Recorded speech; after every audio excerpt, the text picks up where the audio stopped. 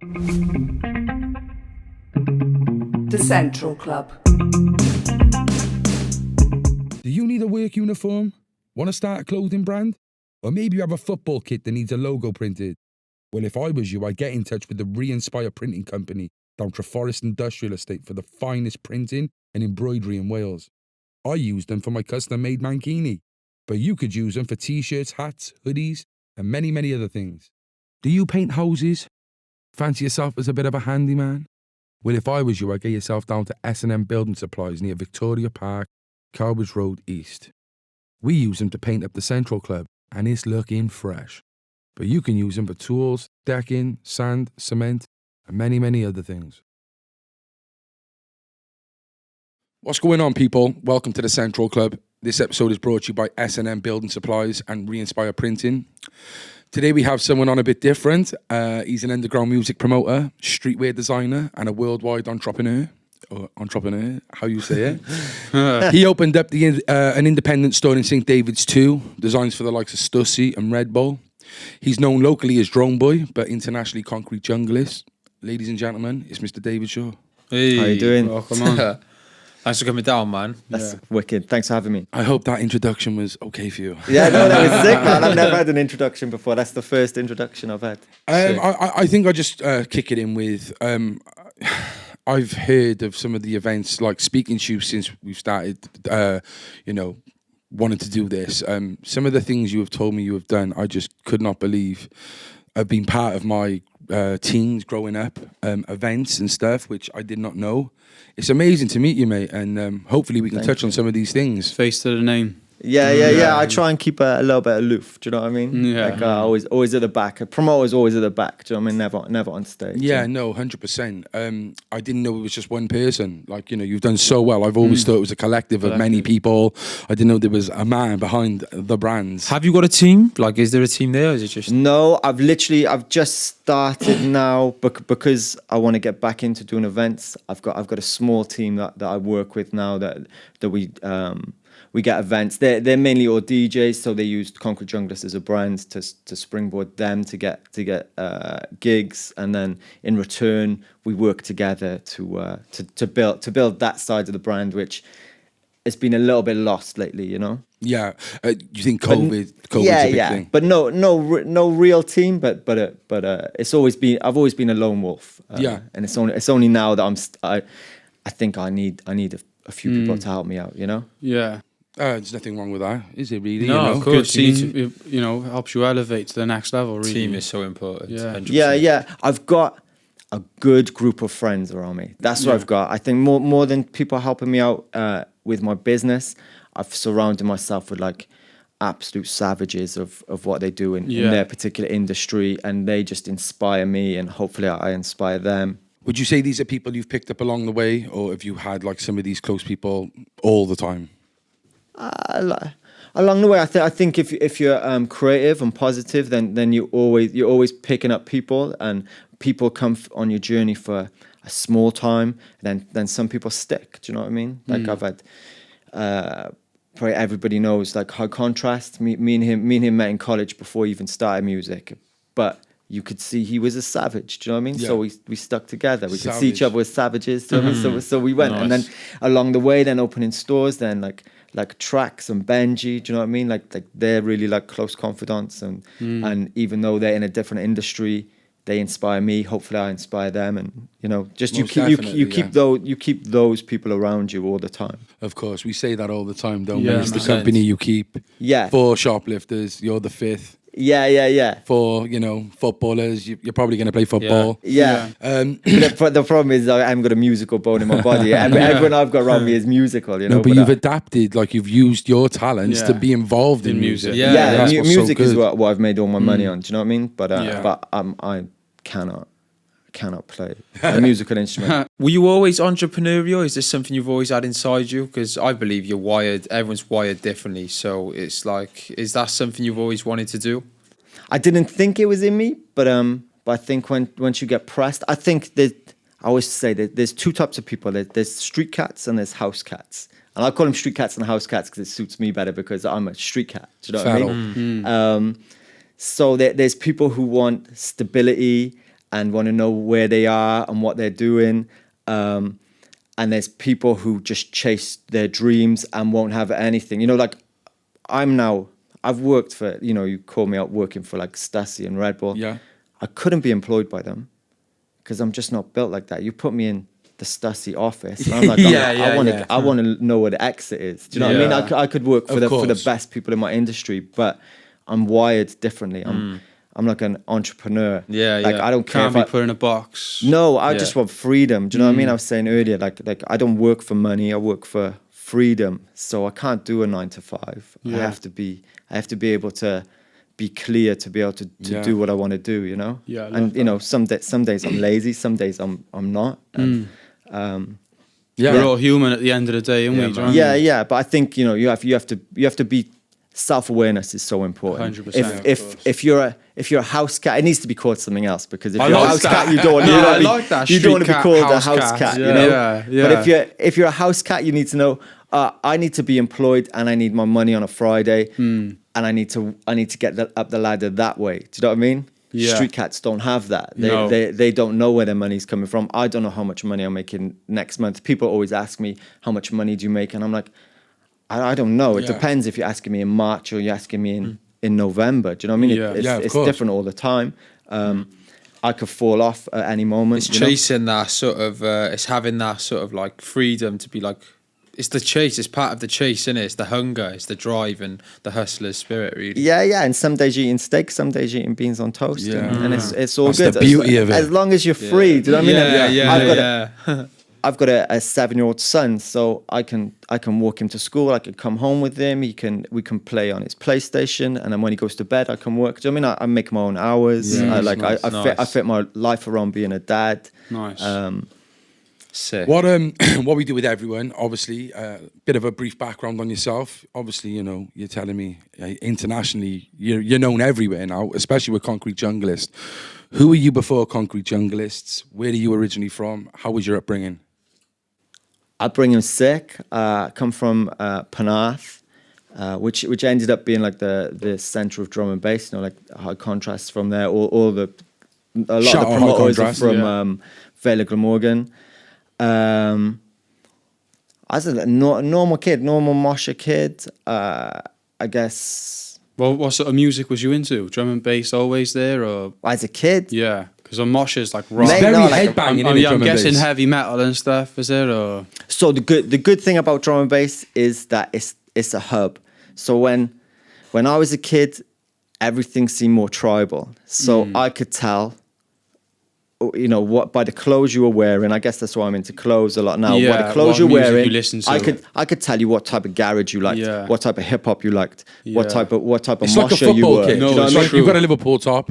He's a Liverpool fan. Yeah, you know, but the way you wear, it sounds stupid, but it is, isn't it? Like it's represents you. That's your tribe. That's your brand. You know. Yeah. So I grew up moshers, so I had baggy jeans, the chain hanging out. I had a mohawk. I used to love Etnies trainers, DCs and that. Yeah, into Rancid, into. Do you know what I mean? Like heavy music. I think times have changed as well now. It's more very transcendent. It's not like it used to be, but you have your moshers, your punks, your chavs, and it's mixed up now. I used to love those days, but now you go to a club and like everybody's there, and it's beautiful. Yeah. You're just like I'm glad I transitioned from that period to this period, because I could see everybody come together, and you know, a lot of the time, like, fashion's changed a bit, so it's not so stark anymore. Do you know what I mean? Like, you're not going to a club and everyone's in Moschino with the tags out. Do you know what I mean? You're not doing that anymore. But you know, everybody's together. So going back to the question was how it started. Yeah. So me, there was 3 of us. When I was a kid, there was 3 of us. It was me, Lincoln, High Contrast, turned into High Contrast. Gareth Truth, who is the reggae DJ, does Uprising now. So we'd be a crew. We were this tight little crew, and because we had all different jobs, we got into every club for free. Do you know what I mean? We like skipped around the city. Yeah, but going back to fashion, we'd have to wear the Etnies, baggy trousers, and then we'd have to wear like a Moschino top or a Ralph Lauren or a Tommy, just so you could fit into all the clubs. That's mad. But we used to go to a club called Metro's. horrible club. Is with it the same sticky- Metros which was there recently? Stinky Metros. At the Yeah, back of- sorry, Metros. It is though, innit? You know, Yeah, it's one of them. yeah. Is that like if you walked on the floor in Metros, you could eventually walk up to Ceiling. the ceiling. Do you know what I mean? It's like where Spider-Man was invented. Do you know what I mean? It was just like minging. But Gareth's girlfriend, I don't know if I'm gonna get it. No one, it's so long ago. Gareth's girlfriend got into trouble in that and got taken up these back stairs, and everybody knew if you go up those back stairs, like you're fucked. Do you know what I mean? Like the bouncer's gonna fuck In you that up. way, yeah. In that, but if you're a dude, like we weren't sure what happens if a girl. We never seen a girl go up That's there. a bit Do you know what I mean? strange, innit? And this girl went up there that we knew, and so we raced around up to the top floor, where the staircase pops out, and there was like a bit of an altercation, and there was no fighting. It was just words. But in the end, they were like, right, you're banned for like 4 months, and me being Garby was like, we'll make our own club anyway. We don't need your club. So the bouncer was just like, cool, you're banned for a year. And two of my friends looked at me like, what are you doing? This is where we go.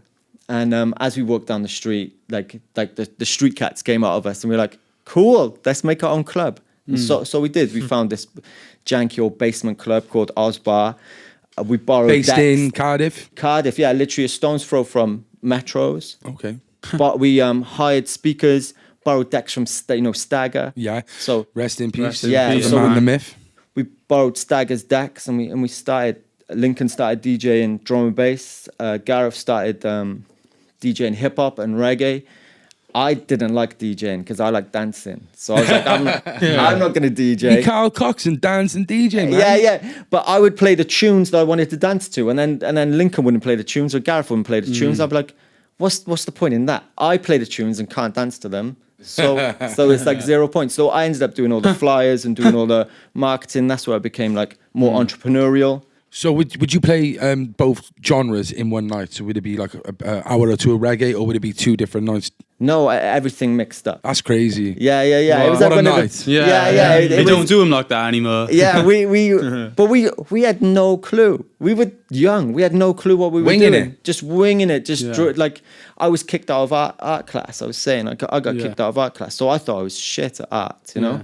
And then all of a sudden, I didn't want to DJ, but I needed a job, so I started to do the flyers, you know, and started to be more of a promoter. So I wasn't never taught it. I just had to do it, you know. Yeah. And I guess and Lincoln had to DJ, and Gareth had to DJ. We just had to do it.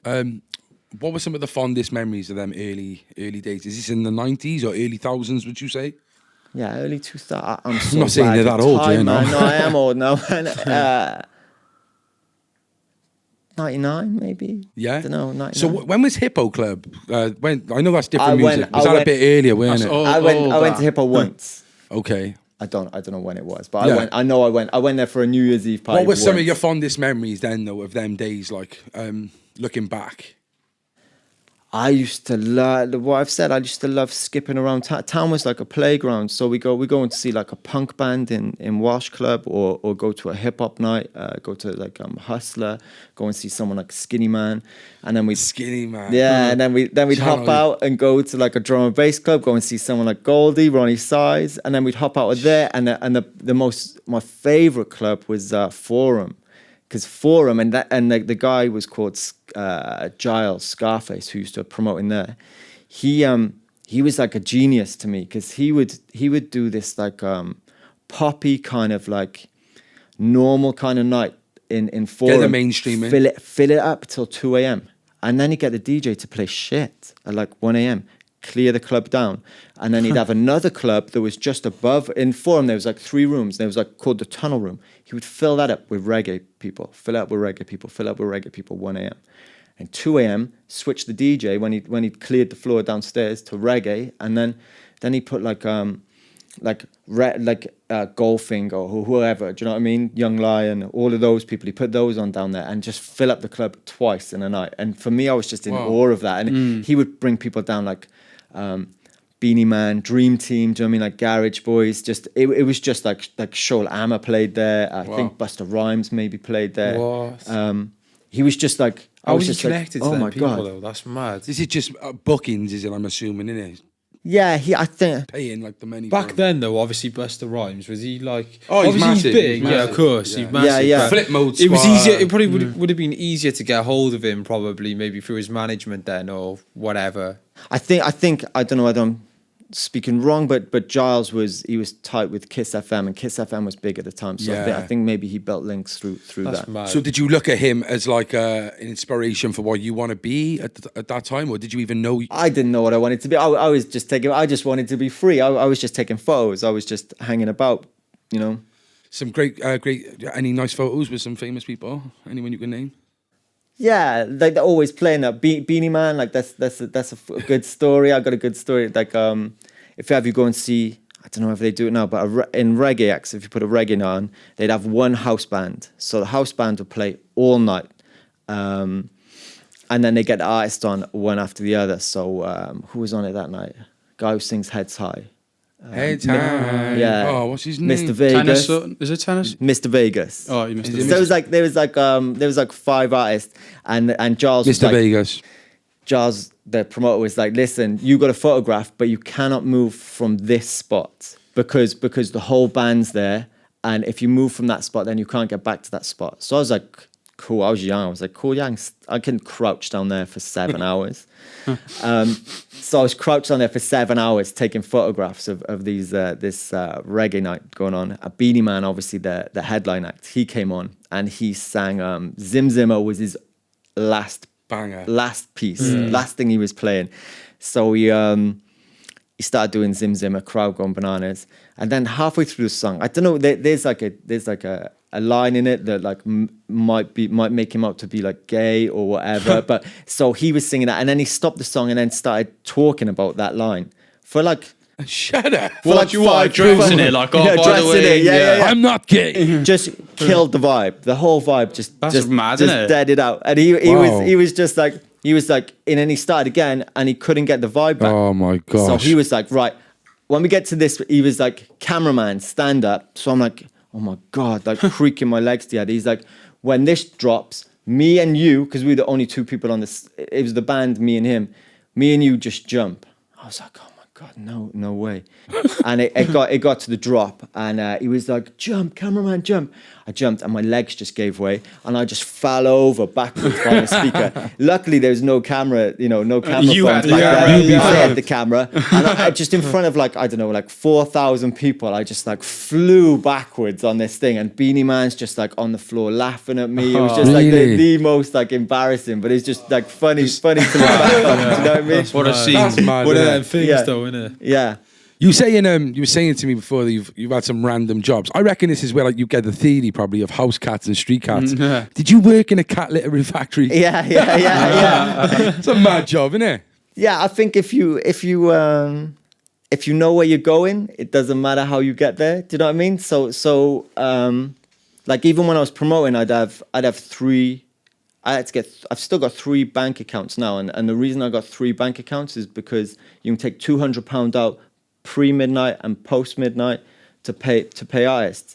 And then when you're doing stuff like that, then you have to work anywhere. Do you know what I mean? Yeah, of course. And I always wanted to work in a place. I was always self-aware enough to be like, I don't want to work in a place that I love. If I work in a place that I love and I work for people who I respect. Not that I didn't respect the cat litter people, but The cat litter people. yeah. Like I loved them. They were cool, but they weren't my tribe. And They were house cats. Yeah, and I wasn't working. Do you know what I mean? I wasn't trying to take over the cat litter industry. Do you know what I mean? Yeah. So I go and work Start for like designing and that. yeah. Concrete cats. Yeah. So that was it. I think like as like there's no shame in working. No. I always say if Concrete Junglist fails now, I would go and work in my closest Starbucks. The closest Starbucks to me. There's no problem in working in Starbucks. I love working Ibiza. Yeah, does the same thing. Starbucks. I opened shop in St. David's too, and he was in the Starbucks opposite me. So me and him would chat all the time. That's And I love, do you know what I mean? Like he is sick. Yeah, do you know what I mean? man. He is sick. And that's the reason why is you want to work somewhere where you're like, you don't Humble you, innit? Yeah, humble you. You have to be humbled and you have to want to escape. Do you know what I mean? So stay humble, but try and have an out, you know. But and, you were and just work doing towards this to that. fund your dream. Just of, the funds, yeah. So I would be doing Aperture. The most embarrassing times is I'd be working in WMC,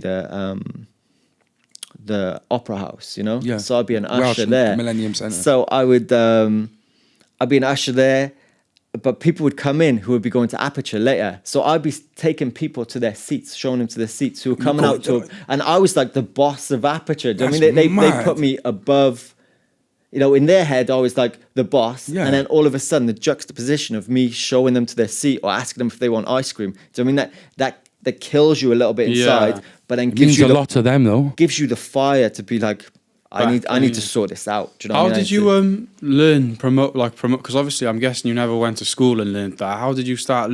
Where did you teach yourself? People like Giles, people like David Just who run asking for Hustler, advice. Will who runs Bulletproof. Do you know what I mean? Just Bulletproof. Just being around, being in and around those people. That's you know, like you were saying. If you're the fourth, if you hang around 4 millionaires, you're the fifth. You know, just being around that circle.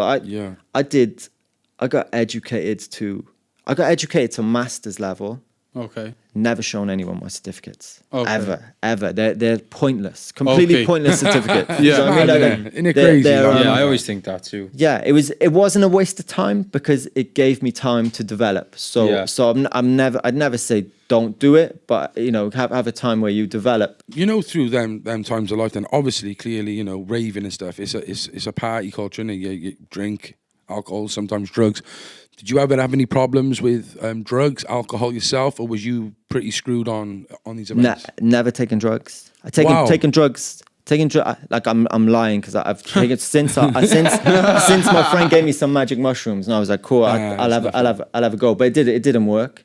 But prior to that, never taken drugs. Every time I've promoted, never drunk. Yeah, see, it's like Never the stereotypes of that as well, isn't it? Yeah. You think because you're a promoter and scene. before that you like raving, you're a pillhead. But you're in charge. Like, I'm not anti-drugs and I'm not anti-drink. Like, I think they're good. Do you know what I mean? Like some people need the release, and For medical purposes. I never look down on anybody for doing that. But if I'm the promoter, if your kid came to my night and was taking pills, and I was taking pills, and I couldn't look after your kid, and I was in charge, like I'm a dickhead. Do you know what I mean? Like, I've got to be. They're my community, so I have to look after them. Don't you? So if someone's having a bad time on pills, I want to make sure that I'm the one who's looking after them and making sure they're okay, because they could get into the wrong hands. You know, like a lot of people look down on people who take drugs. You know, but these are kids who have worked in Starbucks or whatever to get their money to come and give it to me, to come into my night, and that I have a duty of care to look after those kids. It's like the classic one off the Essex Boys with Raquel's, the nightclub, and I think it was like a 16-year-old girl overdosed on pills. Yeah, you know, it happens all the time, don't it? So that's really good to hear that from you, like, you know. Yeah. What was like the first kind of nights then you started running? Obviously, you said you had these events. What was the name of them? Because when you said Aperture, I couldn't believe it, like, because that's really well known in. Yeah, the first one when we went to Osbar, that was called Neuropol, and the only reason it was called Neuropol is because we couldn't think of a name, but there was a font that we wanted the font we wanted to use for the event, and it was called Neuropol. So we just stuck with the name of the font for the for the night. Nice. And then I worked in so I'm from Neuropol, worked in a bar called Moloko. I don't know if you remember Moloko. So I used to promote in Moloko. They employed me as a graphic designer. I was a graphic designer for a bar, and they were paying me 22 grand a year to be a graphic designer at the bar, and I could do the work in one day. So I do the work in one day, and then I'd start doing other stuff. Do you ever graft? Yeah. Yeah, so that's where. So I go out and I paste up posters and things, and I got I didn't hate it. It was my job, but it seemed a bit capitalist. Do you know what I mean? Just to paste up loads of event things. I was like, right, give me your money, give me your money, give me your money.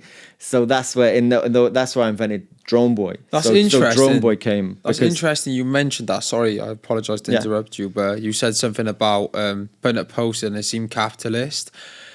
Can you brush on that slightly? Your opinion on that, because I find that quite interesting. Do you feel like it's a bad thing to be like to promoting it like in people's faces too much? No, not at all. That's that. You know, like everybody has to eat. Everybody has to. But I'm not into the whole space being taken up by people trying to make money. Do you know what I mean? I think there should be like art up there as well. Do you know what I mean? Interesting, like, man. Like whenever you walk around, it's weird. Whenever you walk around Cardiff, you're bombarded with people trying to sell you shit. Yeah. Well, we got stickers everywhere. Yeah. No, it's but then when you walk around Bristol, I was in Bristol yesterday. You walk around there and you're bombarded with people trying to sell you shit, but then also loads of graffiti and loads of art. When you say sell you everything. shit, like are you talking like back in the day when we were talking about like rappers come to your city, like they come from London to sell them their mixtape.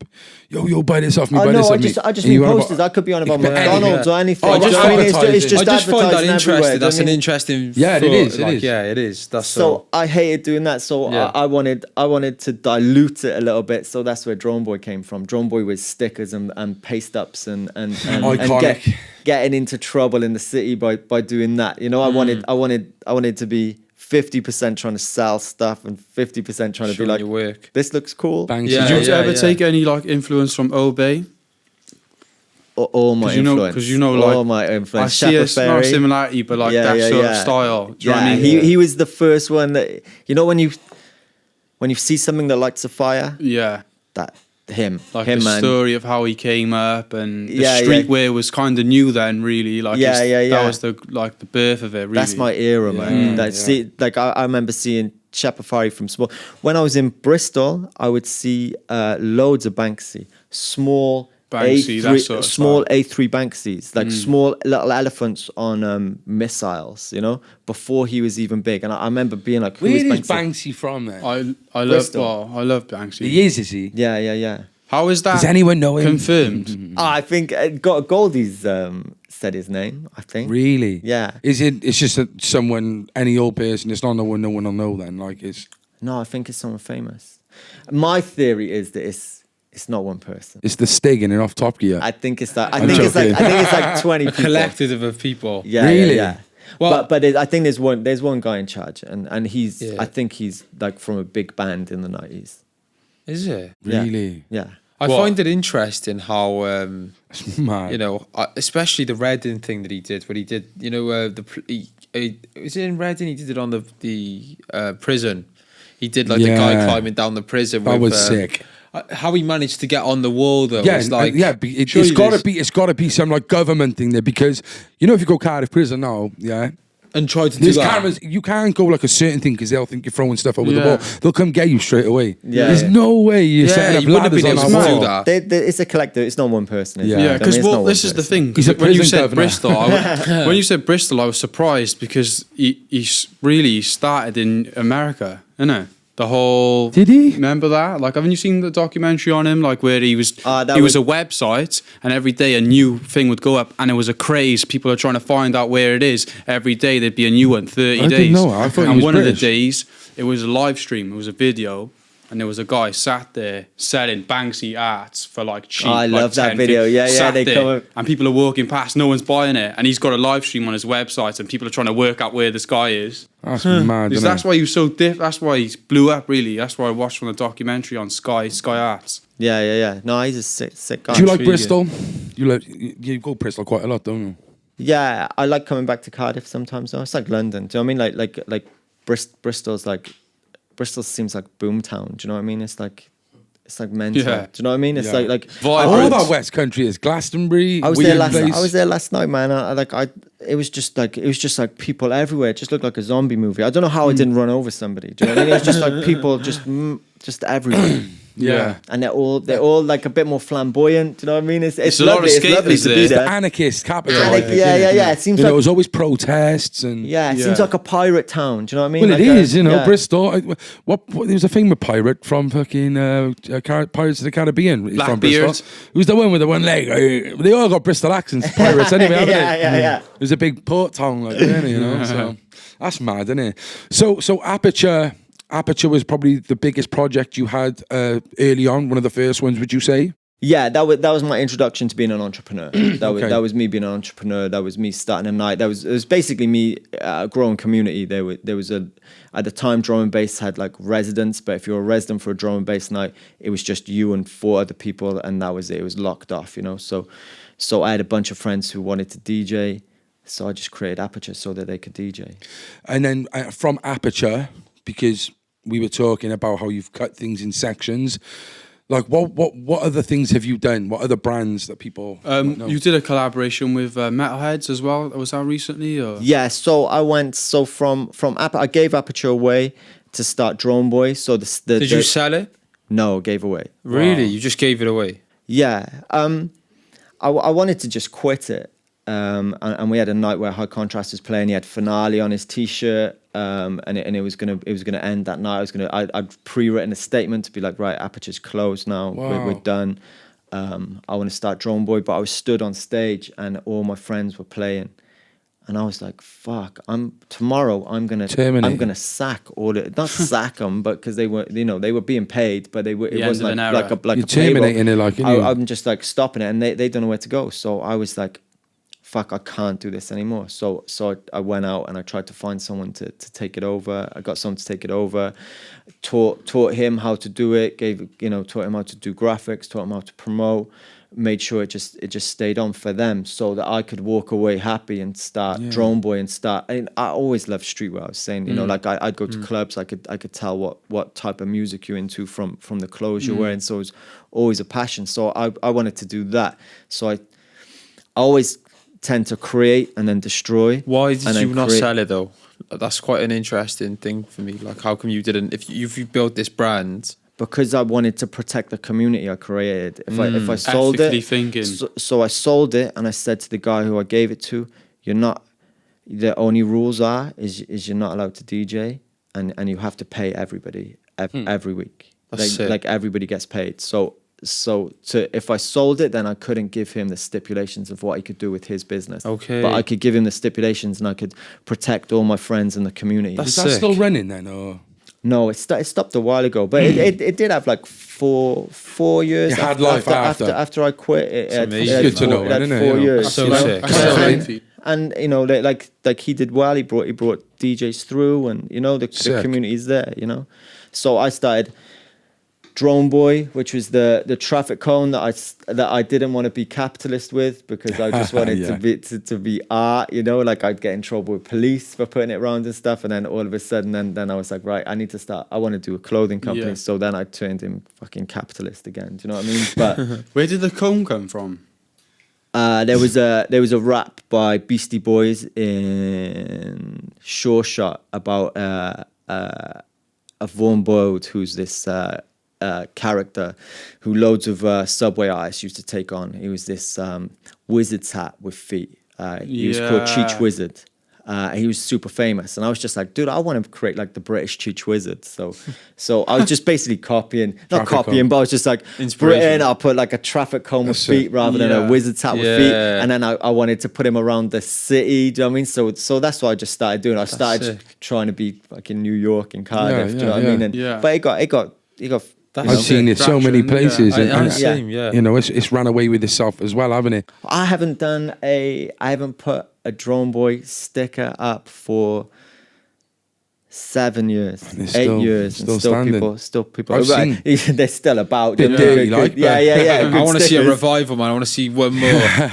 I've got it. They're being printed now. They're coming back. Yeah. Sick. We want one in here. Yeah, definitely. Yeah. We'll have to get one in here. Did you?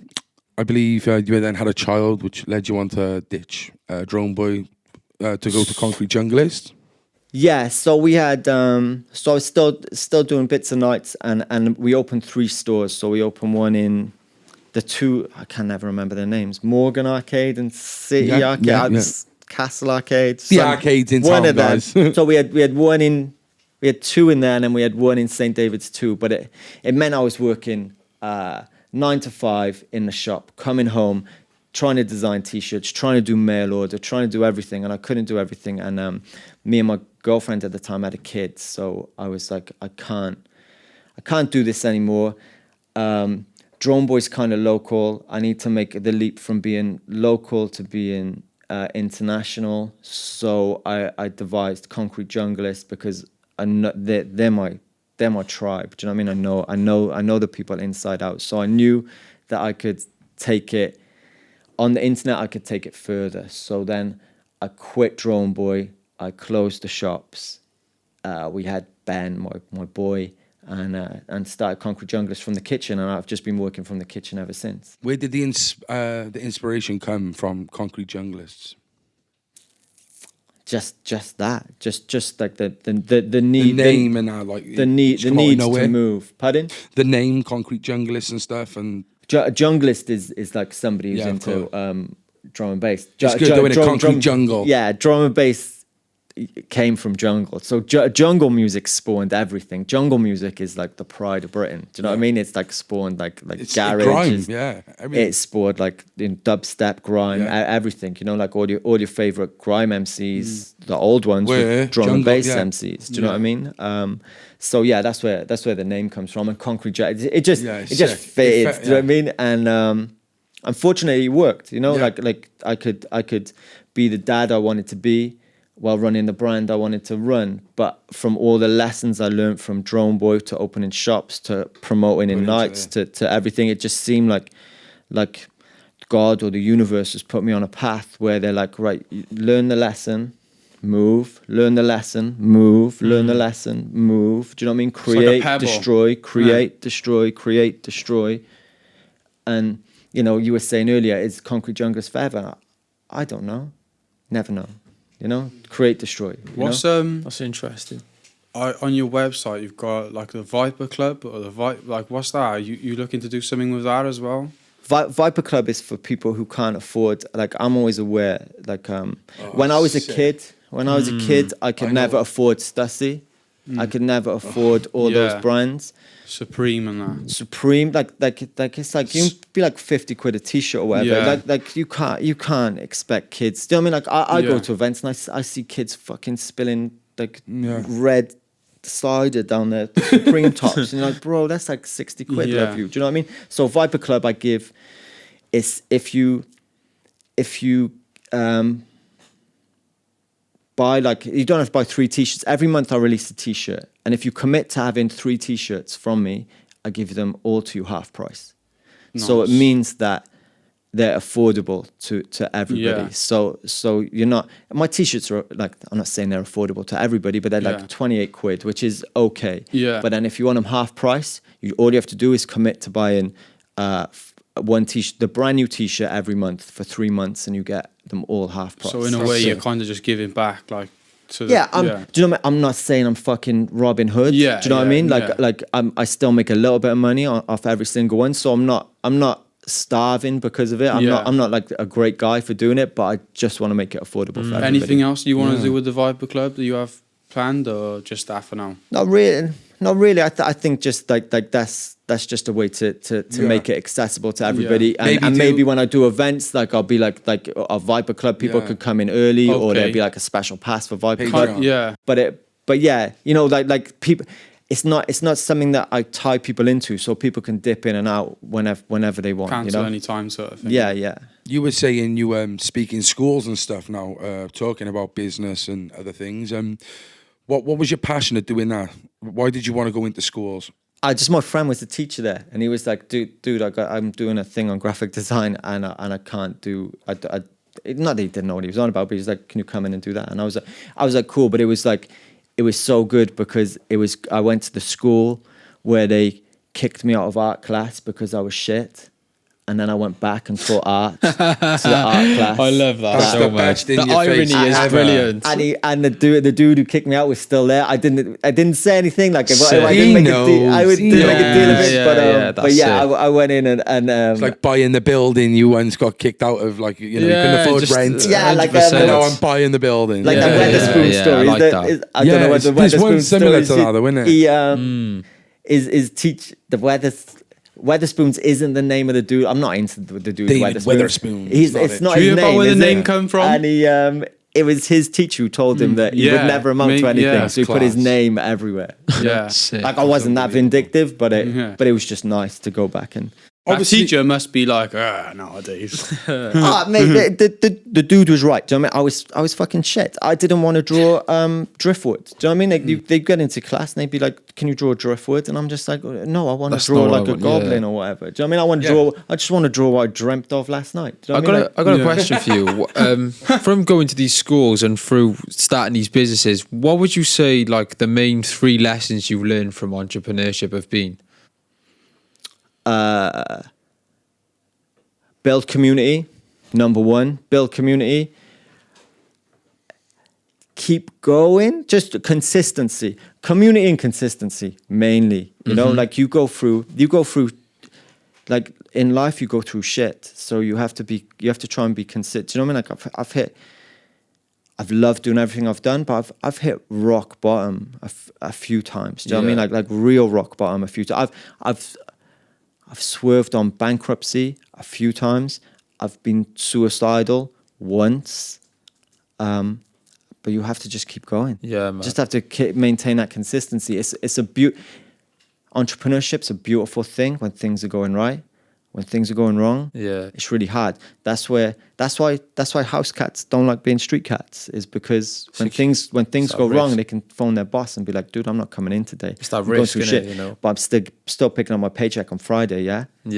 But me, when you go through shit, it's on you. You still have to get, you still have to get up the next day and pack t-shirts. You still have to get up and still try and design the best t-shirt you've ever designed. You know. Like whatever you're going through, you know, like it's been tough sometimes, you know. Yeah, wow. Your brand has been in so many different countries. Have you been traveling yourself? I gotta just make him shit. Yeah. But so Tom is he got an important meeting. He's bored. He's not bored. No, it's not. It's not as important, but it is important. But you've got to make moves. I'm man. so sorry. No, bro. it's all good. But man. it's been a pleasure, though. It's been wicked meeting you. Yo, thank you, bro. Yes, we can have fun now. So much, bro. We'll stay in contact. Yeah, definitely. Yo, Cole, you got the it's out there. It is, bro. Yo. You'll have to stay central, yeah. Yeah, Dan, is there any chance? My hat too. Yeah, this is you can just leave it. Yeah. Leave it like on the. Yeah, somewhere safe. Leave it somewhere so I can get hold of. Thank you. Sorry about this. No, good man. Nice one, guys. Come in, Luke. Come in. I miss you. Shall I jump on that one? Yeah, you can do it. Only so it's a bit like closer to me. Changed, didn't it? Change your clothes so it looks weird. I know. Hey guys, it's Tom. Yeah. So what was we saying then? Sorry, what were we talking? Yeah, that was it. So obviously Japan and places like this, you've had your brands. Have you travelled the world yourself? Yeah, I was super like as a kid. My mum and dad, I had beautiful parents, and they would make sure we look at the world. Had beautiful parents, you say? I still got my mum. Okay. I lost my dad. But yeah, they would make sure they bring up my philosophy of freedom over money. Do you know what I mean? So, really, it was them who embedded that in you then. Yeah. They would be like, right, let's go see the world rather than give me things. So I'm saying I couldn't afford things like Stussy and stuff. Do you know what I mean? What it wasn't. It was because like as a kid, you were told by my parents like, trinkets like that aren't important. The important thing is to, so as a kid, I got so many fucking, like if this podcast was longer, we could go on so many amazing stories. Well, I think anyway, what we'll do is get a part 2. We've started the set of trends where we do part 1 and 2 now. I think we definitely will anyway. Yeah. So but I got stories like trying to catch cobras with my bare hands. You know? I've slept accidentally next to lions. Do you know what I mean? I've been chased by baboons. I've been chased by elephants. Is this in your dreams? Is this in your dreams? No wonder it's a jungle. Yeah, I've saved my brother from Portuguese man of war. They're like the second deadliest jellyfish. Well, if you look at like your designs now at Concrete Junglist, there's a lot of like snakes and animalistic things. Yeah, well, that's we'd be my mum and my brother were like always mad on animals. Do you know what I mean? We'd always be like if we were away, like I'd be in the pool swimming. My brother, you just see my brother's ass because he would just be looking for snakes and lizards and stuff. Oh yeah. I was the same, man. Yeah, I you come back. Lizards. They're so quick, like. Yeah, but that's why we ended up trying to catch a spitting cobra with our hands. We didn't know what the fuck it was. Yeah. Well, and you just pinned it down like we. Well, he had it cornered. And it was only my mum who was just like, we don't know whether that's a good snake or a bad snake. I don't know whether you should do that. Yeah. And then this local just came up, and luckily he had a broom and just mashed it up against the wall. Well, like literally just. we had it cornered. And me and my brother were arguing who was going to pick it up. Because whoever picked it up was obviously going to be like the champion. Yeah, do you know what I mean? Go back to. You didn't even want to, but you had to. Yeah. Look what I got. You just said about like the suicidal. Like obviously this podcast, we do like to highlight things like suicide awareness, mental health. Big part of my life. Have you had low points in your life where you felt this type of way? Yeah, really low. Like it was a like a bunch of events happened in the past. I don't know. The time is just like different now because I can't tell you how long ago. But when me and Abby were together, we had Ben, and then we had a second child, and we were going for the scan to find out what sex it was. And because Ben had a real hard birth, he was 2 months early. We were under what's it called? Like I don't know, like special. Watch. Yeah. We needed like I don't know, like a doctor with glasses or whatever to look at what we were doing. But they saw we went in for the scan to find out the sex, and you could tell by the nurse's face like something was up. They kicked my son out the room and my mum and dad out the room. Oh my gosh! And they were like, "Oh, there's something wrong here." So at that point, we went and saw specialists, and they were saying that like our daughter was called Maggie. We knew the name, and they were like her heart. There's like serious defects with the heart, and they were like, she will never lead a good life. She'll probably die by the time she's like 16. She will need I think I'm trying to remember now. It's had four major operations by the time she's like 8, and she will never lead they didn't say good life, that she will never lead. She will always be in pain. And doctors being doctors, and you're like, dude, what do we do about that? And they don't tell you. They're like, it's your decision. Do you know what I mean? Do you want to have the child, or do you not want to have the child? And in the end, with all that, we decided to not have the child. But everything had to go forward as normal. So the baby had to be killed, but also had to be birthed. So you know, like my ex Abby, like fully champion, gave birth to a baby. She came out dead, but we met the baby. They like dressed the baby. You meet the baby. It was just like super heavy. But being an entrepreneur, so then next day, fall t-shirts design. My Abby going through postnatal depression and super grief. More, do you know what I mean? Like she's the mother of the child. She's held the child, so she is postnatal grief. I'm having to look after her. I've got a son who would have been 4 at the time, who's like, Dad, what's going on? I'm like, nothing. Everything's good. Like Maggie's not coming anymore. But so I'm still dad, looking after Abby. Still packing t-shirts, still designing. Together. Sounds like you've just tried to keep yourself busy. Buried it down. Did that catch up on you? Then not long after, my dad suddenly died in the garden. He had a heart attack in the pond. He died in the pond. So then I'm the oldest boy, so I'm looking after my mum. With the brothers and that as well, like? One brother. I like my brother's like strong as fuck as well. But when you're like the older one, you kind of take the lead. So I'm like speaking at the funeral, organising, doing all that, burying it down. And then not long after that, when I was a kid, I'd only stay over my nan's house or this Miss Auntie's house, like Gaynor. Not long after my dad dying, she passed away. Whilst I'm on holiday for trying to get my mum back on her feet, so we had the phone call. She passed away, That was at 1 p.m. At like comes in threes, they say. At like 5 p.m. Me and my missus split up. The mother of. Do you think children. that was a collective of it all as well? I just bled, like not metaphorically bled from everywhere. Do you know what I mean? And it was dark. I'd have like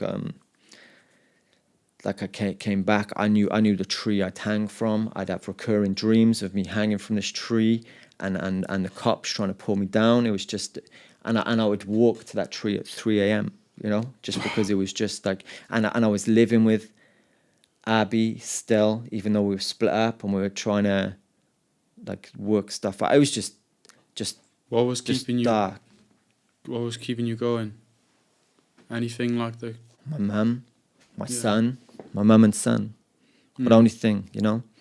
Wow. And I make and the story, that story makes, like, I want to put a caveat on the back of that, is like that sounds bad on Abby because she split up with me at like a really bleak moment, but she's a wicked mum to my kid, and I split my kid 50-50, so we're still 50-50, and we raise a beautiful kid together. So she's not, do you know what I mean? Like, the story can come across as being like, oh, she's a dickhead. Do you ever feel a type of way, or like you wish with your baby, with Maggie? Do you ever like think, what if? Mate, she's on my shelf in my living room, you know, like her ashes. So yeah, always what if. Wow. You know? Have you made a line of clothes inspired by the situation, or do you put any of that into your art? I'm still trying to deal with it. Do you know what I mean? I think it feels like I know you were saying about like drugs and stuff and your journey, you know, and how stuff like addiction, and I've heard stuff like addiction never goes away. It's always within. It's always. People say it's bullshit, but you can never just go back and say, "Oh, I'll just have one thing." Or you're an addict for the rest of your life. I think depression lives in you the same way. I think it breaks something in you, and that's forever. Do you know what I mean? It's not about you curing depression. It's about learning to live with it. Yeah, of course. You say? Yeah. Learning to live with it is perfect. You know, like you still have to do everything else. You still have to face up. You know, so. Yeah, that's some. You know, I know we've gone from happy to really fucking dark in the podcast. That's cool, but I think that's entrepreneurship. This is the reality of it. Yeah. This is it. Yeah. Well, let's listen. I do think we will get you down again, 100%, because there's so much obviously you got going on in the future. Let's end it on a light note then. Like so what have you got in the pipeline coming in the next couple of months, year? Would you say what has Concrete Junglist got in store for the world?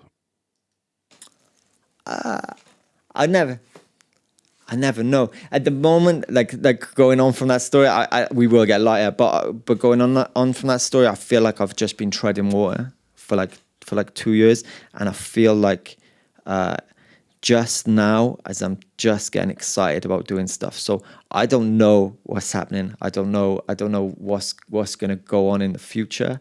But I know that I haven't been running at 100 for a long time. Yeah. But I'm gonna start running at 100 from now. And when I run at 100, like that's when you become a savage. Yeah, do you know what I mean? You thinking now I've got to do it for my unborn child. I've got to do it. Not unborn, sorry, but I'll do it for my dad. So like you kind of got to do that now, haven't you? If anything, do you know what I'm trying to say? I've been down on it. So my dad was somebody. My dad was a house cat.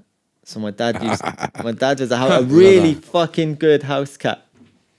Really good house cat. Done everything, taught me everything. Everything that's good about me comes from my mum and dad. Yeah. He never really understood what I did and how I did it. Do you know what I mean? I would be coming in when he would be going to work, and he would be like, "Dude, what the fuck are you doing with your life?"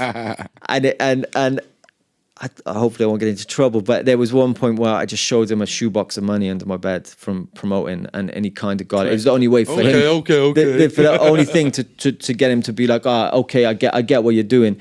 And I'm just gutted I never got to prove to him properly. He's there watching down on you, brother. Yeah. But you live on with him. I always used to laugh with him. I used to be like, well, one day I'm just going to do donuts in a Lamborghini on your driveway. Do you know what I mean? And I never got to do that. So yeah, I want to get that. I want to get that savage mentality back and just go again. I think like it's cool that I'm here and speaking with you after 2 years of treading water and not really being at 100. Do you know what I mean? When I got the phone call to be like, oh, do you want to come on? I was like, oh, how have you thought of me? Do you know what I mean? Because I haven't been pushing as hard as I push when I open shops. I haven't been pushing as hard as I've been pushing when I've run Aperture. I haven't been pushing as hard as when I was like postering Drone Boy on every lamppost that I could find. Do you know what I mean? But I feel like you bringing me on here is like, okay, cool. Now I need to get the savage back. Do you know what I mean? And I've got the friends around me. Do you know what I mean? Like the small group of friends that I keep close are like all savages. Bro, you got that glow, you got that aura. When I met you, I can see there's something coming. Yeah. And that's what I feel. It's like coming. So I haven't got a definitive answer for your question. That's cool. We'll find out next time. But I know where I want to be and what I want to do. You know. Sick, bro. Okay. Well, I've got a couple of questions yet I want to bang out for you. Just answer them as briefly as you can, if you can. Yeah. Some what you rathers and stuff like that. So, but the first one is though, who are the top 3 artists you have had on a night you've promoted? Oh my God. Personal to you. Personal to me. That's the hardest question. They're all my friends. Do you know what I mean? Like you're asking me to pick my friends. Can you just name a couple? Just a couple of moments. Lincoln High Contrast did a remix of Adele, Hometown Glory. It was like the first time I sold out Student Union for 4,000 capacity. He played that, and oh my God, I've never felt the hairs on the back of my neck stand up like that. So him doing that was incredible. Goldie has been a mentor to me. He speaks to me about doing art, and I've worked doing art with him. He opened the door for working with Stussy. So I think I have to name pay drop homage to shout out Goldie, and then just all the locals who I've brought through who have been amazing. Do you know what I mean? Like Cooley, Ransom.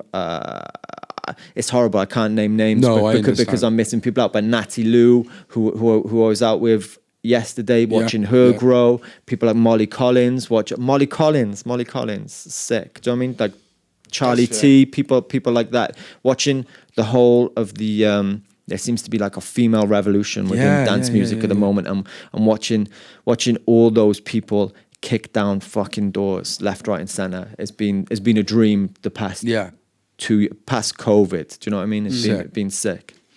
All right, then. These are the what you rathers. So, would you prefer promoting or designing?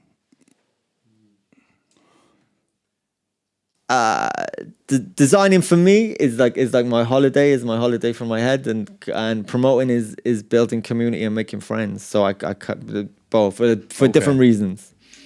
I'm so shit to this. No, it's fine. I have one definitive. No, it's fine, bro. It's you, bro. It's your thing.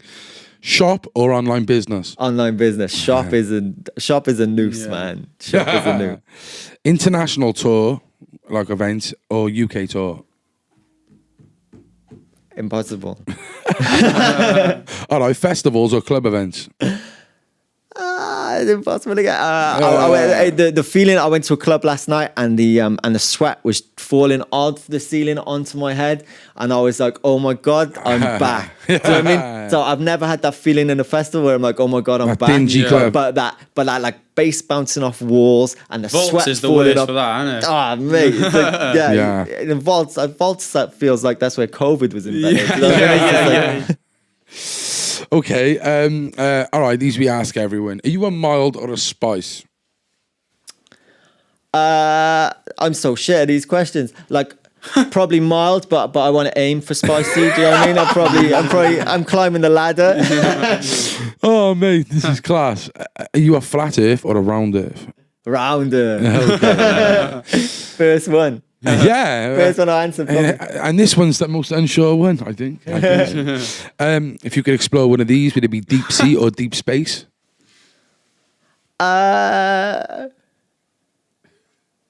I don't know. Like both seem. Give me one. Both seem a bit boring. Do you know what I mean? Like Boring. yeah, like all the good fish don't live at the bottom, do they? Yeah. I think it's swimming for Well, a the long mad time. fish are at The the It's bottom. to see one what's with- there, bro. The one with the light. Do you know what I mean? Like Yeah, I like to that's see it. that dude. The one with the light. You know that guy. Well, With they a all- little fucking thing on his head. There's isn't Yeah, it? yeah, there's yeah. a weird thing Yeah. about that because there's a few of them with lights. Yeah, Oh, because mate, they're fluorescent, deep, isn't it? deep sea, sea, yeah. deep sea. I want to see those Evolution, yeah. jellyfish. Okay. Yeah. And if you could have two superpowers, one for humanity and one for yourself, what would they be? My personal superpowers for One for you and one to help humanity. fucking hell. Help humanity with a superpower. Yeah. Yeah. Cure fucking world hunger. You could just shoot someone and they'd be able to see. I'd be Cupid. I just shoot love everywhere. Yeah, Do you know yeah. what I mean? Nice, Bang, bang, bang, nice, shoot I like love that. everywhere. I'd be him. And selfish, one for yourself. Selfish. Teleportation, I guess. Yeah. Just go into bank vaults, isn't it? Teleport money back out. So Listen, you'd be free. Yeah. it's been Yeah. a pleasure, and I'm so glad that you said that us reaching out to you was meant a lot as well, because we're just getting started ourselves. Yeah. We'd love to do more things with you, especially if you're back here in Cardiff. Is there anything positive you would like to tell the people down the camera? Maybe about life, maybe about business. Just a 1 minute thing. Put me on a spot a bunch, isn't it, this one? Just be self-aware and chase what you love. Don't never chase money or trinkets. Always chase freedom. If you chase freedom, then you just be happy, and happiness is everything. You get, I hope we get more than one shot on planet Earth, but if we get the one shot on planet Earth, the best thing to be is happy. Nice. That's really nice, honestly. Hey, listen, it's been a pleasure meeting Wicked, you. Honestly, thank you so thank you. Also, we've had you dropped us a couple of shirts down as well. We'll be giving them a giveaway, so I want to say a big thank you for them Yeah. as well. I really appreciate it. Maybe we can get you down before Christmas in the winter. I'd like to get another part to go more in depth in some of your stories, and what you might have some other plans then as well. 100%, man. Yeah. Even if we come down on a catch up, we do Yeah. catch up episodes where we just sit and have conversation. Yeah. I definitely believe with Tom having to leave as well, we got to get you down again 100%. That'd be really nice. Cool. I'll go on some animal stories. My animal stories are the Yeah, best yeah, stories. yeah. I've got some good promoting stories. Don't as play well. down your promoting. You've had a Yeah. hell of a life, mate. A Yeah, hell of yeah, a yeah. life, and you still got plenty of life left. Hopefully, isn't it? That's it, man. Guys, I want to say a thank you. It's not like normal, but I want to say a big thank you. Thank you for watching. If you can go and check out Concrete Junglist on Instagram, you've got your website, and we'll plug it all up anyway. Appreciate it. I hope you enjoyed your Sunday. Stay central. Stay central. The Central Club.